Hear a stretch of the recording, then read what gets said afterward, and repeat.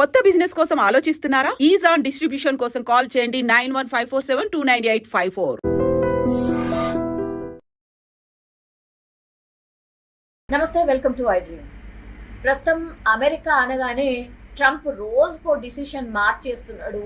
Trump జపమే చేస్తున్నారు అందరూ. ఎప్పుడు ఏ మూమెంట్లో ఏ డిసిషన్ తీసుకుంటాడో, ఏం ఇంప్లిమెంట్ చేస్తారో అనే భయంతోనే మన ఇండియన్స్ అందరు కూడా గడుపుతున్నారు.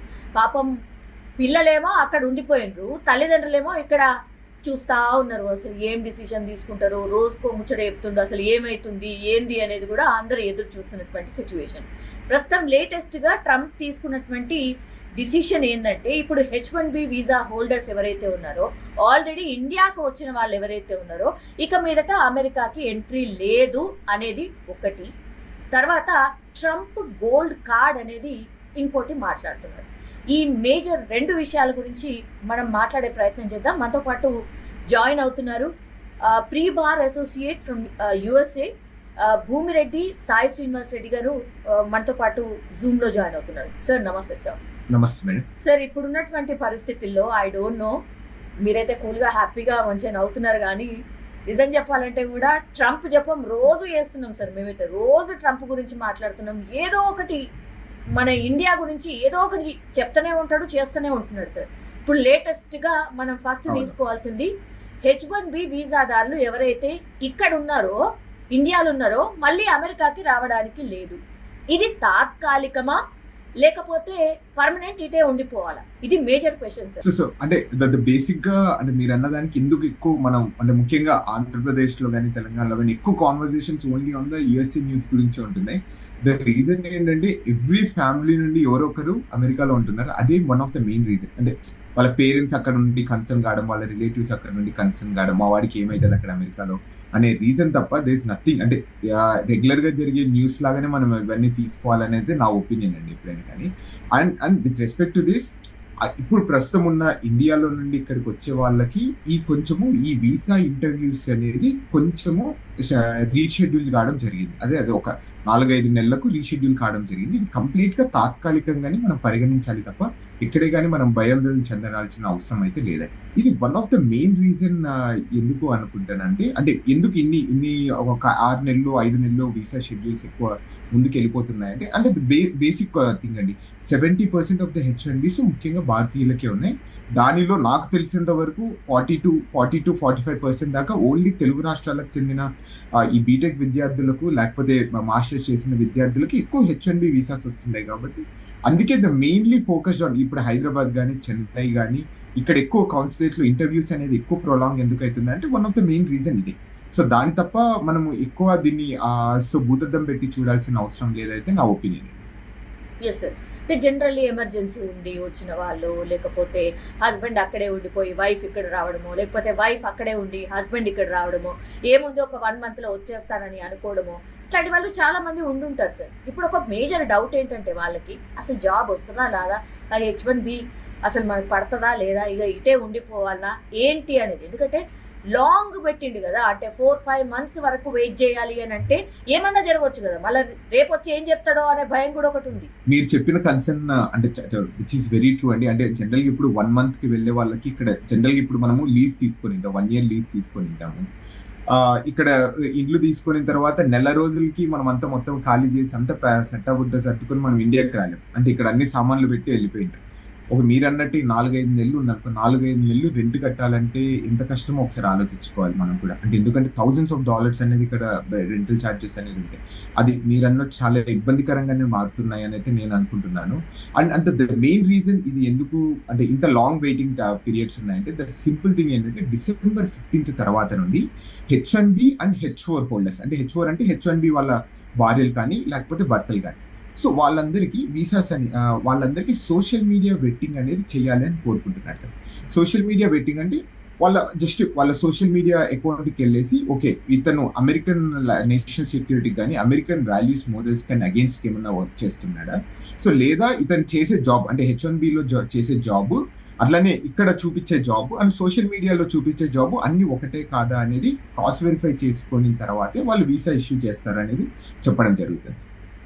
ఎందుకండి అంటే ఈ సోషల్ మీడియా అకౌంట్స్ మీద ఇంత కాన్సన్ట్రేషన్ ఎందుకు చేస్తున్నారు? ఈ మధ్యకాలంలో చాలా టైమ్స్ ఎందుకు అట్లా? అంటే ద మెయిన్ రీజన్ అంటే నా పర్సనల్ ఒపీనియన్ నేను ఇక్కడ చెప్తాను. ఐ డోంట్ నో లైక్ అంటే కరెంట్ అడ్మినిస్ట్రేషన్ ఎట్లా ట్రీట్ చేస్తుందని అయితే ఐఎమ్ నాట్ ష్యూర్. బట్ నా ఒపీనియన్ ఏంటంటే ఇప్పుడున్న వ్యవస్థలో కానీ ఇప్పుడున్న టెక్నాలజీ అడ్వాన్స్మెంట్ లో కానీ ఏ పని చేస్తున్నా కానీ అంటే మనం so we're the mentally prepared. మనం ఇక్కడికి వెళ్ళిపోతుంటే అది పోస్ట్ చేసేస్తున్నాం. అంటే మన ఆ ఫుట్ ప్రింట్ అనేది క్లియర్ గా తెలిసిపోతుంది. అంటే నువ్వు ఎక్కడున్నావు, ఏం చేస్తున్నావు అని ప్రపంచానికి తెలియాలని మనం ప్రతిదీ పోస్ట్ చేస్తున్నాం. సో దట్స్ వేర్ వీళ్ళు మన యాటిట్యూడ్ కానీ మన బిలీఫ్స్ కానీ ఇవన్నీ క్లియర్ గా మనం సోషల్ మీడియాలో ప్రూవ్ చేస్తున్నాం. మనం even like freedom of speech అనేది చాలా ఓపెన్ గా వచ్చేసింది because of the Facebook, Instagram, Twitter ద్వారా. సో ఇదనేది క్లియర్ గా వాళ్ళు డిటెక్ట్ చేయొచ్చు. నీ గుణం అనేది నీ ఫేస్ చూస్తామో లేదో మనం తెలుసుకోగలుగుతామో లేదో తెలియదు కానీ బట్ ఇప్పుడు రైట్ నో సోషల్ మీడియా ద్వారా క్లియర్ గా తెలుస్తుంది. సో మీరు ఎలాంటి వాళ్ళు, మీరు ఎక్కడెక్కడ తిరుగుతారు, ఎక్కడెక్కడ ఏమేమి పని చేస్తున్నారు అని క్లియర్ గా తెలుసు. అది కనుక్కోవడానికి ఇలా చేయడం జరుగుతుంది. అండ్ సింపుల్ గా ఏంటంటే H1B అనేది మీకు చాలా క్లియర్ గా తెలుసు. ఇక్కడ స్పెషాలిటీ ఆక్యుపేషన్ ద్వారా ఒక జాబ్ ఆ జాబే చేయాలి మనకి ఆ H1B ఎంతవరకు. ఇప్పుడు ఫర్ ఎగ్జాంపుల్ ఇప్పుడు ఎవరైనా వచ్చేసి లింక్డ్ఇన్ లో నేను ఈ జాబ్ చేస్తున్నాను ఇక్కడ ఉన్నాను అంటారు, కానీ H1B లో వేరే జాబ్ పెట్టినారు. సో దానికి కాంట్రడిక్షన్ అనేది వస్తుంది. అప్పుడు వాడు పట్టేసుకుని ఇక్కడ ఎందుకు ఇలా ఉంది, సో ఒకవేళ ఇక్కడ ఎందుకు ఇలా పెట్టారు, లింక్డ్ఇన్ లో ఒకటి ఉంది కానీ నువ్వు చేసే జాబ్ ఒకటి ఉంది, మీ H1B ఒకటి ఫైల్ చేశారు, సో దీనికి నువ్వు ఆన్సర్ చేయకపోతే మీ H1B వీసా రిమూవ్ చేస్తాము అనే దాని గురించి మెయిన్ గా వాళ్ళు ఫోకస్ చేస్తున్నారు. అంటే దీంట్లో ఏమైనా ఫ్రాడ్ జరుగుతున్నాయని. అర్థమైంది సార్. అయితే ఇక్కడ నాకు ఒక క్వశ్చన్ ఉంది సార్. నిజంగా అంటే ఇట్లా సోషల్ మీడియా మీద నజర్ వేయడం కరెక్టా? మన వాళ్ళు ఏమనుకుంటున్నారు అక్కడున్న వాళ్ళు, యాజ్ వెల్ యాజ్ అక్కడున్న సిటిజన్స్ కూడా ఏమనుకుంటున్నారు సార్? కరెక్టా ఇది చేయడం? సో అంటే అది నీకు కరెక్టా కాదా అనేది కంప్లీట్లీ డిఫరెంట్ డిబేట్ అండి. అంటే యూజువల్ గా జనరల్ గా అంటే if you are the citizens of this country అది కరెక్ట్ కాదు అని అయితే నేను అనుకుంటాను. అంటే బట్ కానీ ఇక్కడ ఏమంటున్నారంటే every visa issuance is adjudication to the national security అని చెప్తున్నారు. అంటే నేను ఒక వ్యక్తిని బయట నాన్ ఇమిగ్రెంట్ నేను కంట్రీలోకి తీసుకొని రావాలంటే అది నేను నా నేషనల్ సెక్యూరిటీ పనంగా పెట్టి నేను అతన్ని లోపలికి తీసుకొని వచ్చి నా దేశస్తులను నేను కాపాడుకోవాలి అనేది వీళ్ళు చేస్తున్న ఆర్గ్యుమెంట్. సో అంటే కరెంట్ అడ్మినిస్ట్రేషన్ చేస్తున్న ఆర్గ్యుమెంట్. అంటే దాని బేసిస్ మీద వాళ్ళు ఏమంటున్నారంటే మీరు ఇక్కడ కంట్రీలోకి వస్తున్నారు, మేము ఒక 2-3 నిమిషాలలో మీకు వీసా ఇష్యూయన్సా లేకపోతే రిజెక్టా చేస్తున్నాము, మీ గురించి అనేది మాకు తెలియాలి, మీరు అంటే ఏం చేయడానికి వస్తున్నారు, ఏం చేస్తున్నారు, ఎక్కడెక్కడ ఉంటున్నారని మాకు తెలియాలి, కాబట్టి మేము ఆ సోషల్ మీడియా వెట్టింగ్ అనేది మ్యాండేటరీగా చేస్తున్నాం, దాన్ని చూసిన తర్వాత మేము మీకు వీసా ఇష్యూ చేస్తామనేది చెప్తున్నాం. అండ్ దీనికి 2 రీజన్స్ ఉన్నాయండి. మీరు బాగా చూసుకుంటే ఏప్రిల్ మంత్ లో కొన్ని స్టూడెంట్ వీసాస్ మీద ఇష్యూస్ జరిగాయి. అంటే వీసాస్ రివోక్ అయిపోయాయి సుమారు 8,500 మంది. అండ్ అక్కడ నుండి స్టార్ట్ అయింది మీ సోషల్ మీడియా వెట్టింగ్ అనేది. అక్కడ నుండి విద్యార్థులకు స్టార్ట్ కావడం జరిగింది. మళ్ళీ లేటర్ ఈ మధ్య ఒకటి వైట్ హౌస్ దగ్గర ఒక చిన్న అటాక్ జరగడం జరిగింది. అంటే చిన్నది కాదు, చాలా పెద్దది, విచ్ ఇస్ బార్బరీ. ఇద్దరు నేషనల్ గార్డ్స్, చాలా పెద్దది, which is against humanitarian thing. So అది జరిగినప్పుడు అతను బెట్టింగ్ అనేది లేకపోవడం వల్లనే ఇలాంటి సంఘటనలు జరుగుతున్నాయని ఒక ఒపీనియన్లోకి వెళ్ళిపోతుంది. సో రైట్ నో అందరికి బెట్టింగ్ అనేది జరుగుతుంది. అంటే మోస్ట్ ఆఫ్ ద హోల్డర్స్ ఇప్పుడు F1 వాళ్ళకి కానీ SLM కానీ నెక్స్ట్ హైయెస్ట్ పీపుల్ ఎవరు US లో ఉన్నారంటే ఈ H1B హోల్డర్స్. ఓకే, వీళ్ళకి కూడా పెట్టేయాలని వీళ్ళకి కూడా పెట్టేయడం జరుగుతుంది అంతే. ఓకే, ఇప్పుడు అక్కడ ఉన్న వాళ్ళు అందరికీ కూడా ఇప్పుడు సోషల్ మీడియాకి సంబంధించి పూర్తిగా ఇన్ఫర్మేషన్ తెలుసుకుంటున్నారా? As of now it's a process. So అలా తెలుసుకోలేదండి ప్రస్తుతానికి. అంటే ఇప్పుడు ఏమవుతుందంటే ఇప్పుడు మీకు వీసా అనేది ఎక్స్పైర్ అయిపోయి ఉంటుంది. మీరు ఇక్కడ ఉన్నప్పుడు 3 ఏళ్ళక లేకపోతే 5 ఏళ్ళక మళ్ళీ రిటర్న్ రావాలి అన్నప్పుడు, మీరు భారతదేశానికి వచ్చి రిటర్న్ రావాలనుకున్నప్పుడు వీసా స్టాంపింగ్కి వెళ్తారు. ఆ వీసా స్టాంపింగ్కి వెళ్ళినప్పుడు మాత్రమే మీ సోషల్ మీడియా అకౌంట్లు వాళ్ళకి ఇస్తారు. ఇచ్చేసి DS 160, 260 ఆ ఫామ్ లో మనము సోషల్ మీడియా అకౌంట్స్ ఇచ్చిన తర్వాత వాళ్ళు అది క్రాస్ చెక్ చేసుకున్న తర్వాత మనకు వీసా ఇష్యూ చేస్తారు. ఈ దేశంలో ఉన్న వాళ్ళకి మాత్రం ప్రస్తుతానికైతే అలాంటి సమస్యలు అయితే ఏముండవు. ఓన్లీ బయట నుండి రావాలనుకున్న వాళ్ళకి మాత్రమే ఈ సోషల్ మీడియా వెట్టింగ్ అనేది ప్రస్తుతానికి జరుగుతుంది. అది ఓన్లీ December 15 తర్వాత నుండి అమల్లోకి రాబోతుంది. ఇప్పుడు సార్ ఇక్కడ ఉన్న వాళ్ళు ఎవరైతే ఇండియాకి వచ్చిర్రో H1B కి సంబంధించిన వాళ్ళు 4-5 months అంటున్నారు.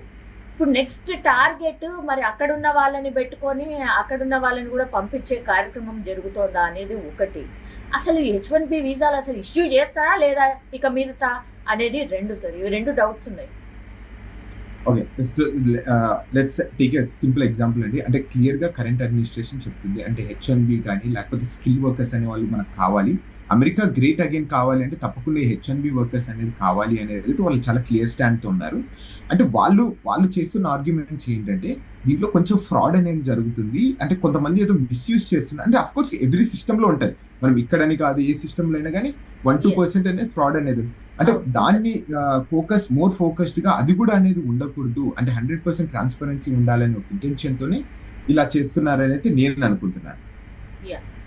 సో దెర్ ఇస్ అంటే ఇక్కడ ఉన్న వాళ్ళకి H1B వీసాస్ రిమూవ్ చేస్తారా లేదా అనేది దే కెనాట్ రిమూవ్ ఇట్ అండి. అది కంప్లీట్ గా కాంగ్రెస్ అనేది అప్రూవ్ చేసింది. అంటే కాంగ్రెస్ అనేది అప్రూవ్ చేసిన తర్వాత మళ్ళీ రిమూవ్ చేయాలంటే అది ఎవరికి అథారిటీ ఉంటుంది? ఓన్లీ కాంగ్రెస్ మాత్రమే అథారిటీ ఉంటుంది. అంటే ఇప్పుడు మన భారతదేశంలో పార్లమెంట్ కి ఎట్లా అథారిటీ ఉంటుంది, ఇక్కడ కాంగ్రెస్ అండి.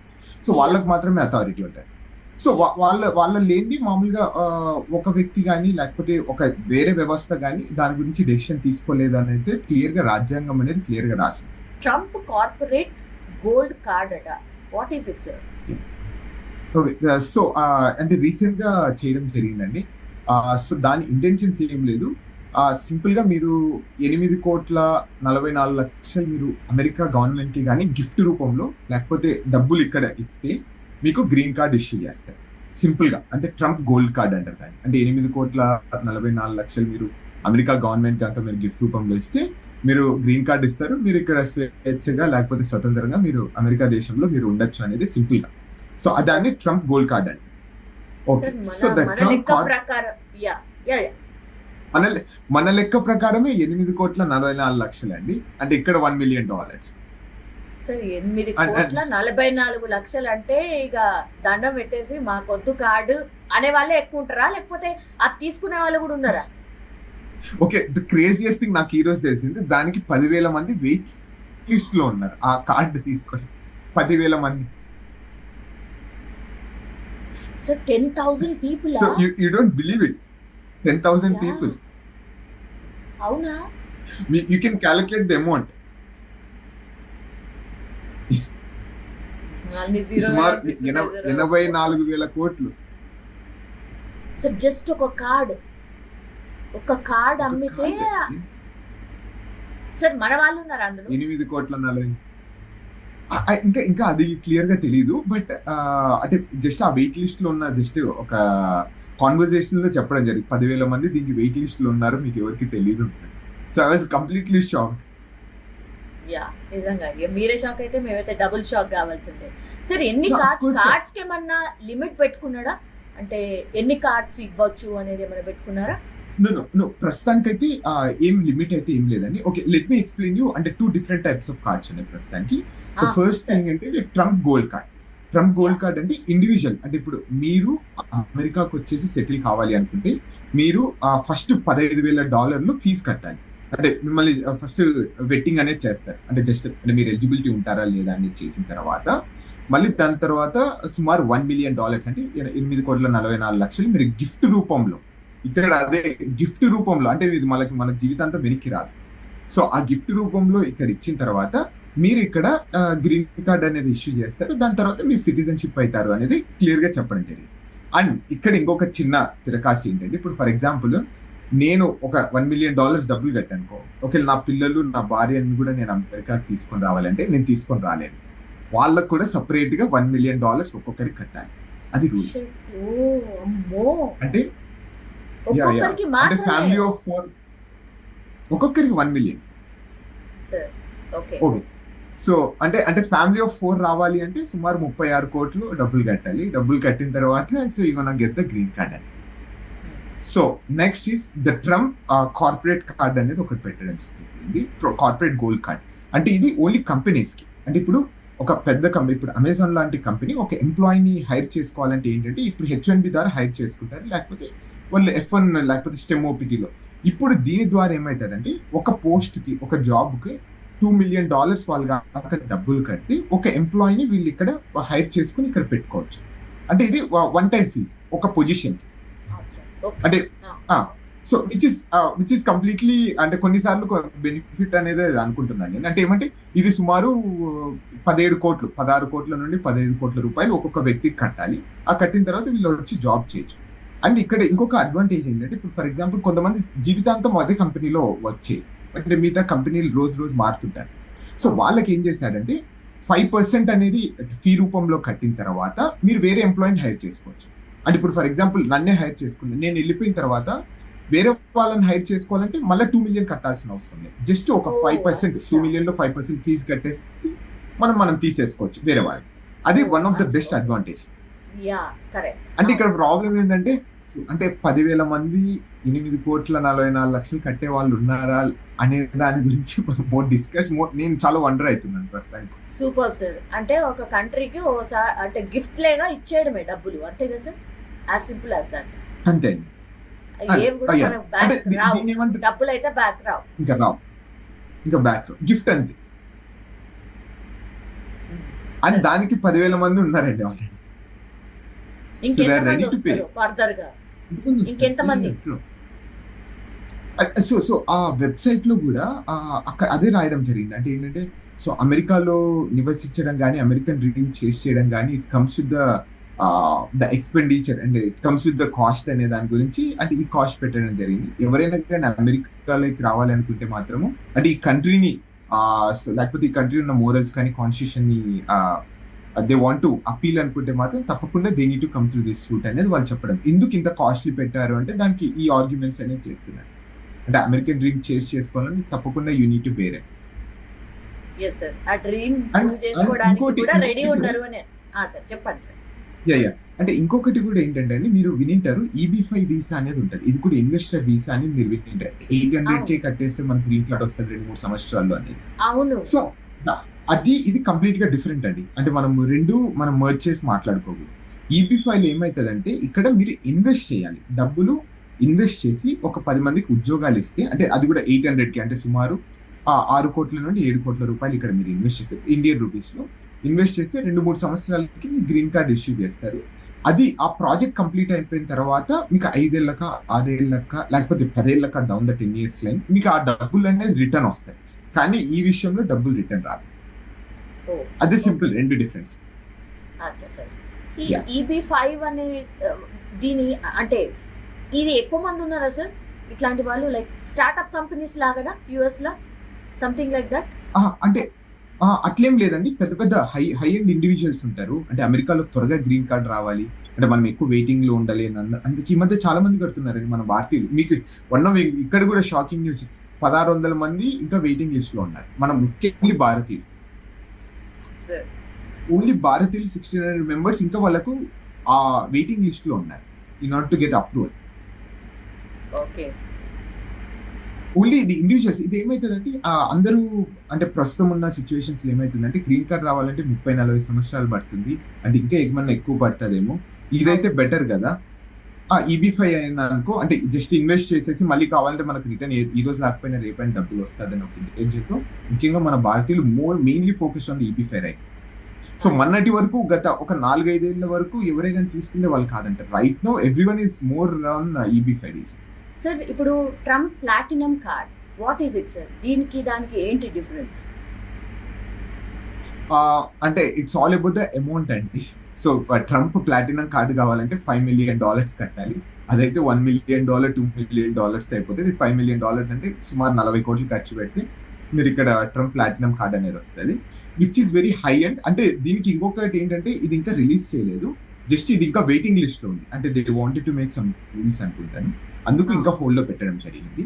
అంటే ఇదేంటంటే $5 million ఒక ఇండివిజువల్ అంటే ఒక వ్యక్తి మీరు వచ్చేసి అమెరికాలో జస్ట్ అప్పుడప్పుడు ఉండాలనుకున్నా కానీ లేకపోతే అమెరికా ట్యాక్స్ మీ మీద పడుకోకుండా ఉండాలనుకున్నా కానీ మీరు $5 million కనుక ఇక్కడ డబ్బులు కనుక ఇస్తే మీకు వీసా ఫ్రీ ఎంట్రీ అనేది ఇస్తారు. అంటే మీరు ఎప్పుడైనా వెళ్ళొచ్చు, ఎప్పుడైనా రావచ్చు. 270 రోజులు మీరు అమెరికాలో ఉండొచ్చు. అంటే యూ డోంట్ నీడ్ టు మీరు ఇండియన్ సిటిజన్షిప్ కానీ గివ్ అప్ చేయకపోయినా కానీ ఇక్కడ మీరు ఆటోమేటిక్ గా సిటిజన్షిప్ క్లెయిమ్ చేసుకొని మీరు ఇక్కడ ఉండడానికి ఈ $5 million కట్టేసి సరిపోతుంది. అండ్ ఇక్కడ ఇంకోటి ఏంటంటే జనరల్ గా ఇక్కడ డ్యూయల్ టాక్సేషన్ అనేది జరుగుతుంటది అండి అప్పుడప్పుడు. సో కొన్ని సందర్భాల్లో చాలా మంది 270 రోజులు ఇక్కడ ఉంటే తప్పకుండా ఇక్కడ ట్యాక్సెస్ అనేది కట్టాలి. అంటే మీరు ఇండియాలో కానీ వేరే దేశాలలో కానీ మీకు బిజినెస్ ఉన్నా కానీ ఆ బిజినెస్ అనేది ఇక్కడ ట్యాక్స్ రూపంలో మీరు కట్టాలి. సో కానీ దీని ద్వారా ఏమవుతుంది అంటే ఈ $5 million అది ఎగ్జంప్షన్ అనేది ఇస్తుంది. అంటే మీరు ఇండియాలో ఒకవేళ మీకు బిజినెసెస్ ఉండి డబ్బులు సంపాదిస్తే ఇక్కడ మీరు ఆ ట్యాక్స్ కట్టని అవసరం లేదని అయితే క్లియర్ గా చెప్తున్నారు. అది ఈ $5 million ట్రంప్ ప్లాటినం కార్డ్. అంటే దానికి దీనికి difference it's all about the money అండి. అది $1 million, $2 million, ఇది $5 million. Yes sir, I think దానికి కూడా వెయిటింగ్ లిస్ట్ ఉంటుందేమో, చెప్పలేము. I'm still wonder. అది మనం పెద్ద వండర్ కాని అవసరం లేదు. అంటే దానికి 10,000 మంది ఉంటే దీనికి తప్పకుండా 1000 మంది అని ఉంటారు అనుకునే ఉంటారు. Yes yes right sir. Yes sir, thank you Srinivas Reddy గారు, థ్యాంక్ యూ సో మచ్ అండి, చాలా విషయాలు చెప్పారు. Thank you. Thank you. And for more videos, Please subscribe to iDream. Please subscribe to iDream. Please subscribe iDream. And please subscribe to iDream. For more videos, subscribe to iDream. please like, share and subscribe to the channel. Congratulations, iDream. Subscribe to iDream. Subscribe to iDream. So subscribe to iDream Media. iDream ki iDream team andarki huge congratulations. Please subscribe iDream Media. Please subscribe to iDream. Subscribe iDream. Please subscribe to iDream. iDream అంటే నా కళల channel subscribe చేసుకున్న నోరు తిరుగుతలేదు, మీరైతే గంట గుర్తు కొట్టండి. For more such videos, please subscribe to iDream. Subscribe to iDream. Please subscribe to iDream. Please subscribe iDream Media. Please do subscribe to iDream. Please subscribe to iDream Media. For best entertainment and information, please subscribe iDream. And don't forget to subscribe to iDream.